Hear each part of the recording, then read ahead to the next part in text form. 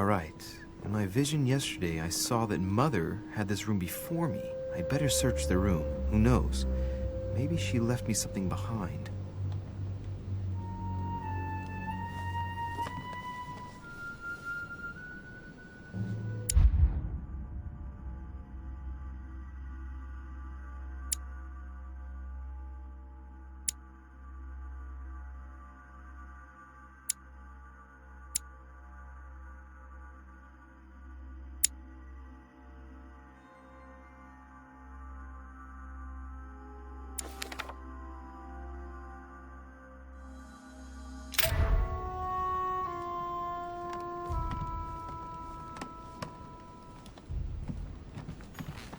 I haven't even had time to unpack my cases.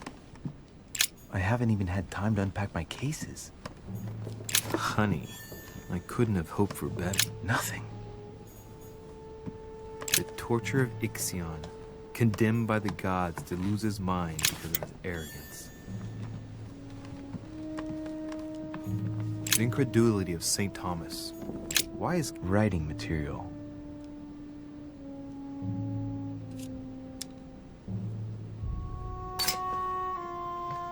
From what I see, no ink's ever been used on this quill. The smell reminds me of something. It smells like lemon. That's odd.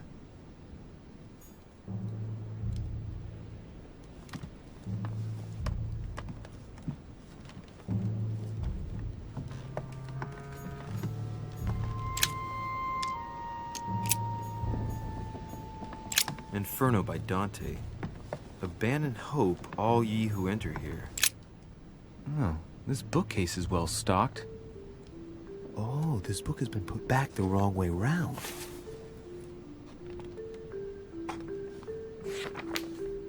A Voyage Around the World. The travelogue of the explorer Louis-Antoine de Bougainville.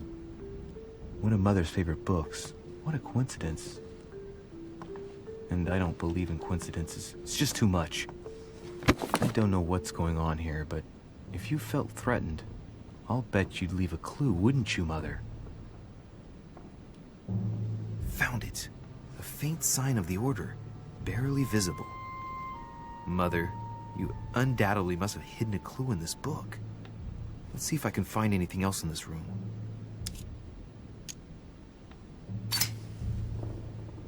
The paper's rougher around the writing. The paper's moist here. Very light stain, barely visible. And the smell reminds me of something. Come on, Louis, think. Think.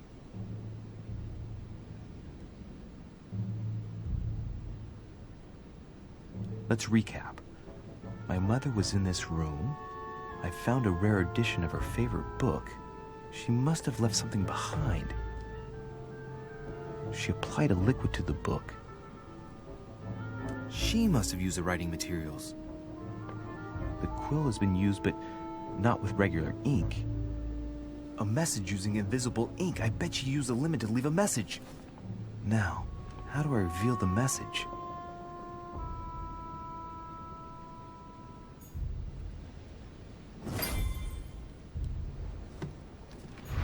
Look, markings on the floor. Just a bit worn out. I was hoping to find something leading to a secret passage.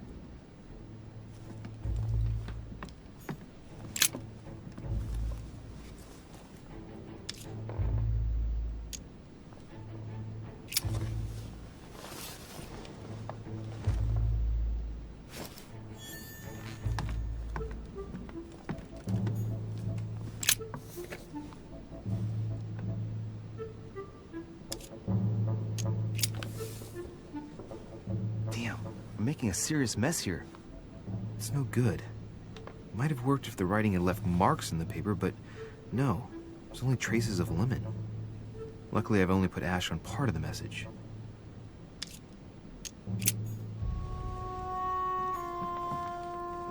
Look, markings on the floor. Just a bit worn out. I was hoping to find something leading to a secret passage.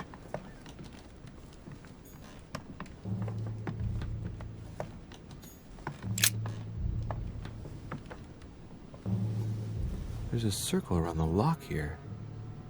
Must be the trunk Mortimer was talking about. The key should open it.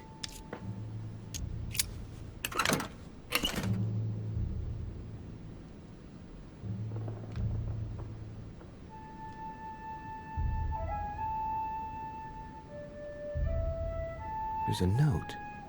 Effects of Sœur de Richer, to be given to her son, Louis.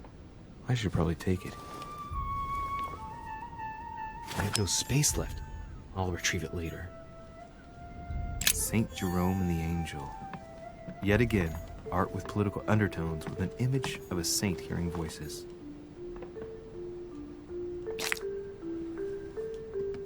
Saint Jerome and the... All right, I've retrieved everything.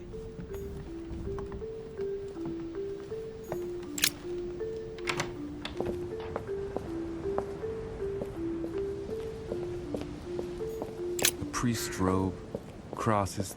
Must be Piaggi's room.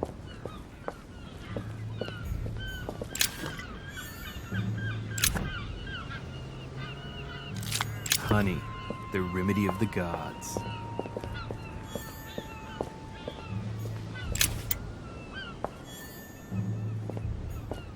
This room looks unoccupied.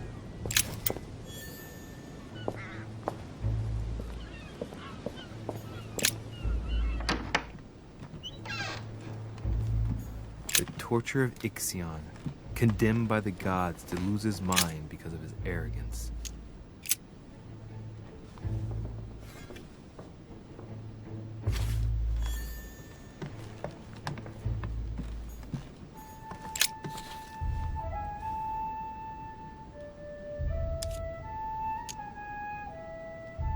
Aha! It's working! The heat reveals the message. Let's see what my mother wrote. Where all eyes size you up, you must pass by the Gorgon. Gorgon was the name of Medusa in Greek mythology. On the other hand, where all eyes size you up, I don't get it. And judging by the number of paintings in the manor, could be anywhere. Damn! The message continues, but thanks to me, the rest of the text is unreadable. Great. I hope it wasn't a unique edition or Mother's gonna kill me. Now I better hurry and find that damn Medusa. Sir, dinner is served in the red salon. Typical. I'm not hungry. Please give my apologies to all the guests. Sir Holm requests your presence, sir. Well, I guess I'm just gonna have to wait before going and looking for my Medusa. Tell him I'll be there in a minute.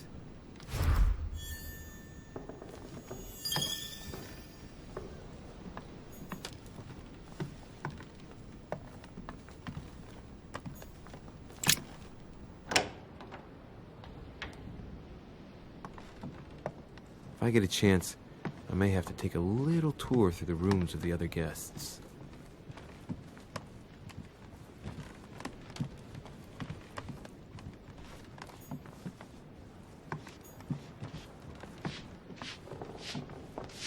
It might be better to take a different stairway. That must be the door to the room of the soldier I saw in my vision.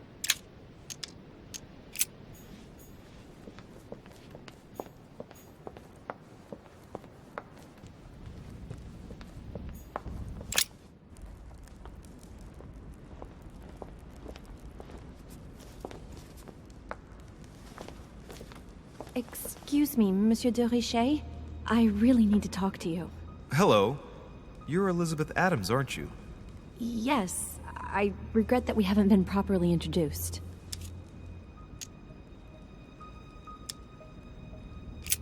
If you don't mind me asking, what happened to your eye? I had a bad fall. Looks more like a punch to me. My eye's nothing. Last night, I found out that your mother was on the island. What are you doing here? Excuse me, but speaking frankly, why would you care? I know your mother very well. Really? Yes, I have been in your mother's care ever since I was born. She nursed you? Oh, I wouldn't say nursed. No, I remember her stare, cold as ice. Her sadistic hands pressing over my mouth to silence me while I screamed in pain. I remember her knees, too. She held me down with them while she cut and burned scars into me. Hold on a minute. What do you mean? You can ask her when you see her. Huh, she's getting more and more agitated.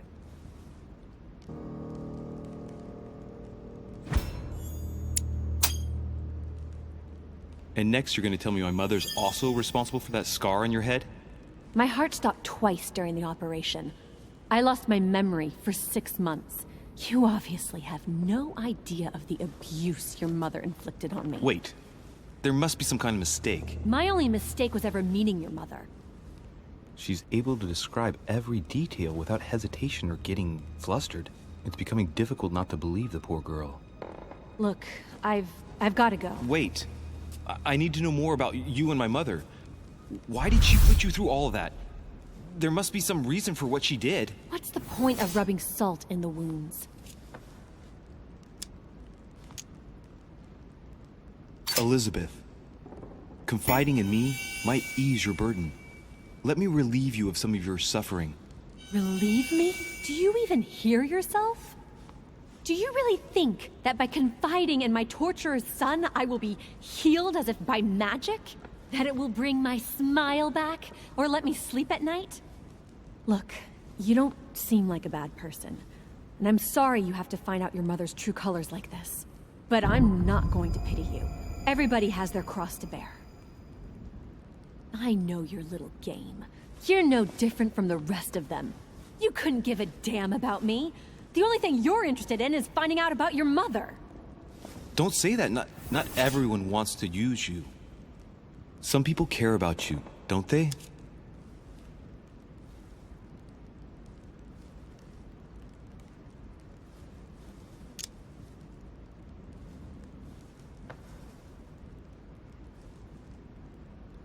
Take your father.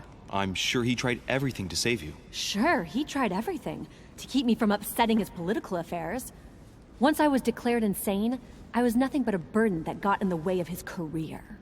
By leaving me with your mother, he made all the horrors possible. I've got nothing more to say to you. Figure it out yourself.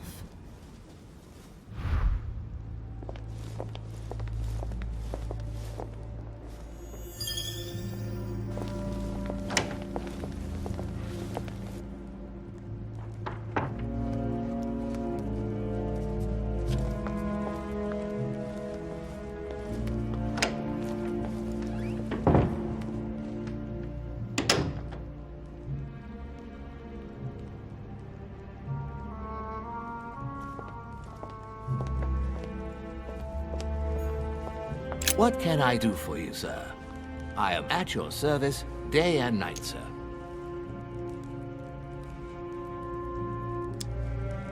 As I was unable to bring my personal effects with me, I was wondering if you could find me a few items.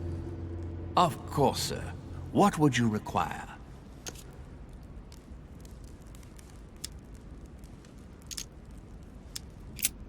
What's that book you're hiding in your jacket?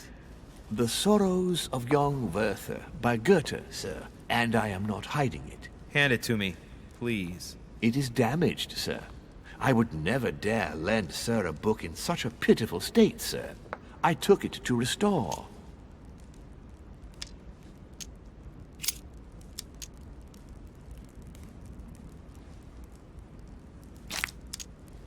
You wouldn't have a little golden elixir I could use, would you? Oh, unfortunately, sir, I have orders not to give any of that medicine to any of Lord Mortimer's guests. Some guests are here to follow a very strict treatment. Mixing or combining certain substances would be dangerous for sir. That's fine. I have no intention of swallowing this remedy.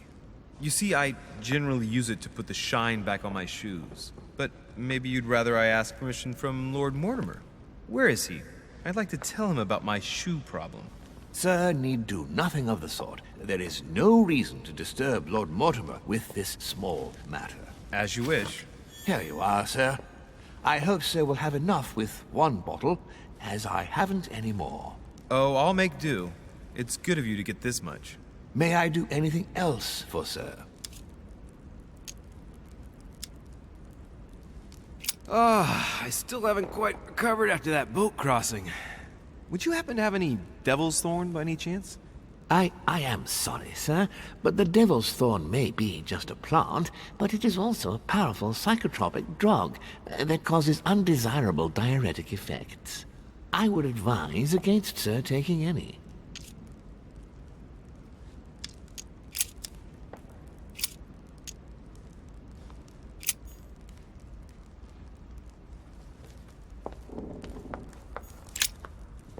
Lives of the Noble Greeks and Romans by Plutarch, a biography of the great men.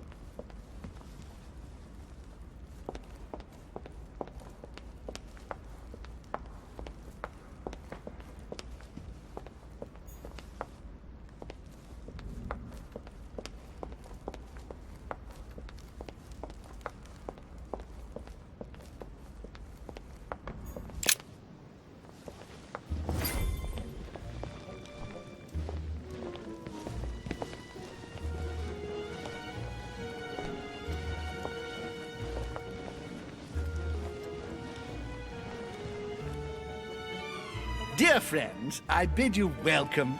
I hope the night was not too short.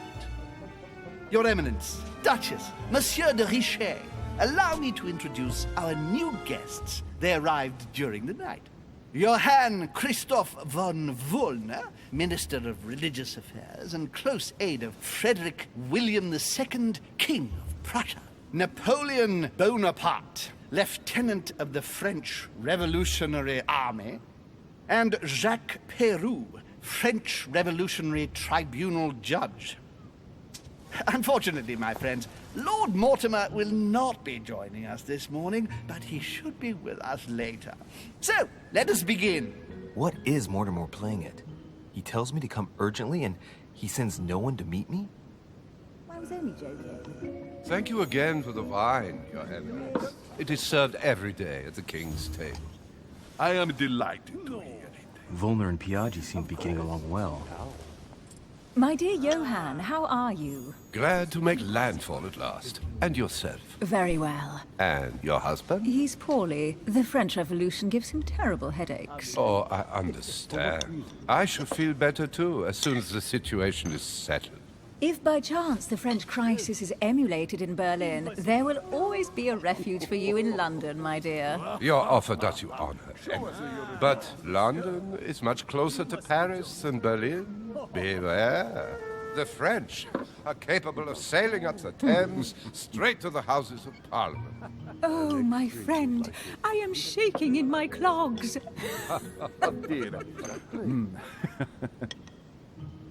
Is the wine to your liking?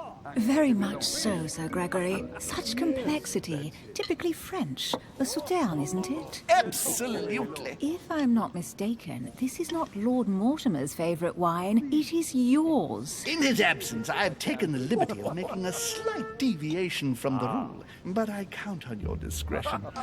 Don't worry, I appreciate the same grape varieties as you. I remember the last time we tasted that nectar here at this table. The finest minds of the century were present. And the last time we drank it, the orphanage in Bloomsbury was still in ruins. Would you repeat that? Oh, well, I put some small effort into the works. The orphanage reopened just before Christmas. The bedrooms, washrooms, and the classrooms had all been refurbished. I don't know what to say. You have given the girls a wonderful Christmas gift. Thank you. I made a promise. Now it is done.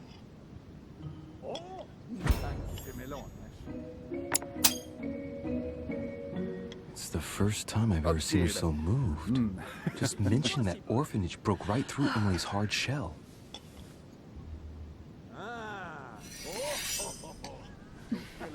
Is everything all right? Yes, thank you. I had a moment of absence, but here I am again. Oh? My lord, I only know the prestige of your name. Might I have the honor of getting to know you a little better? You are Monsieur...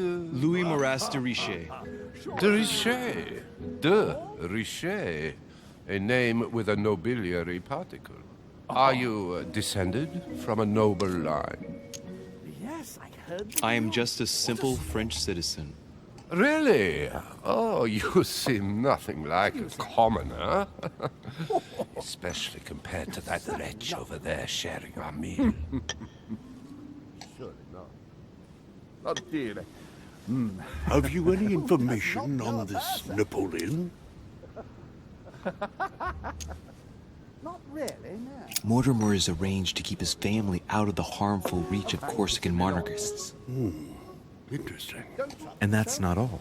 Mortimer and my mother have apparently agreed to deliver cannons to this Bonaparte. What?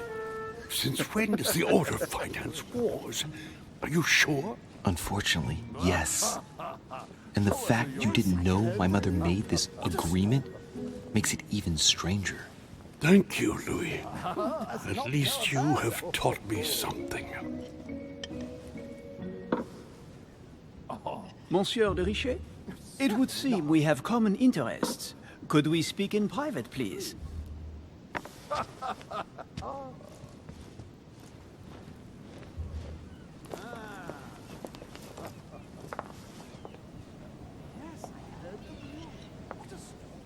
Lord Mortimer and the Golden Order, through your mother, have concluded a financial agreement. Stay composed, Louis. I'm listening. An agreement for cannons. Lord Mortimer assured me that you are to take over the project on behalf of your mother. You must know that I am deeply sorry about their disappearance, but I must validate the deal urgently if I want to be able to organize things properly. I haven't seen Lord Mortimer yet. I'm afraid I'll be unable to answer your questions. He assured me that you could replace your mother during her absence. I appreciate his confidence, but still, this is a bit hasty. But please continue. Of course, but I need to know if I can count you among my allies. Well, of course. And for that, I have a little question for you. The agreement stipulates an aid of 50,000 louis d'or for 200 cannon.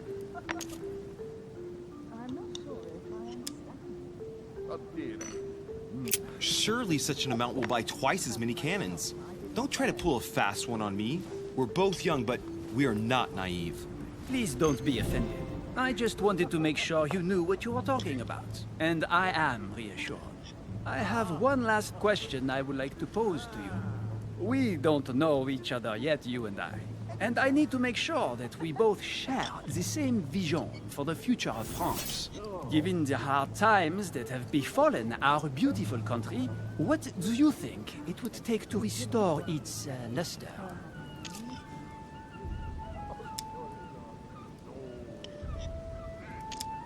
I think what France is lacking today is a truly strong leader ready to govern her. Someone who will restore her luster, who will propel her forward so once again she becomes a proud nation respected by all. A man capable of both rebuilding the country from the inside and, at the same time, developing exterior relations. Someone with a vision, I think. The right person still remains to be found. You're right, my friend. I hear your words, and I agree. Monsieur de Richet, I am reassured. I am very happy to have met you. Lord Mortimer was right to put his trust in you. I hope to work with you in the very near future. I would like to thank you for your support by offering you this humble little gift. Reflections on the Revolution in France. Mr. Bonaparte, I thank you for this gesture, and please know that I, too, am delighted to have met you. My friends, I would like to say a few words, please. I would like to thank Lord Mortimer, and you, Sir Holm, for bringing us all together here. Those of us for whom it is not the first time here, like me, are all trembling in sweet anticipation of the arrival of our host. For the rest, I would like to reassure you that Lord Mortimer always has a few surprising projects to propose. But I can assure you that each and every one of us has always benefited from them. The last time I came to this place, Lord Mortimer offered to help me in my electoral campaign for the presidency of the United States. And it is imminently clear that his support was an invaluable aid to us. We are here among like-minded people. So let us put aside the conflicts in which some of our nations find themselves at present. So I raise my glass in honor of you all, my new and old friends. I trust you shall not be disappointed, Mr. Washington. Right, we shall meet again tomorrow. All the guests will be present, as well as Lord Mortimer, I hope. Until then, I trust you will find plenty to keep you amused.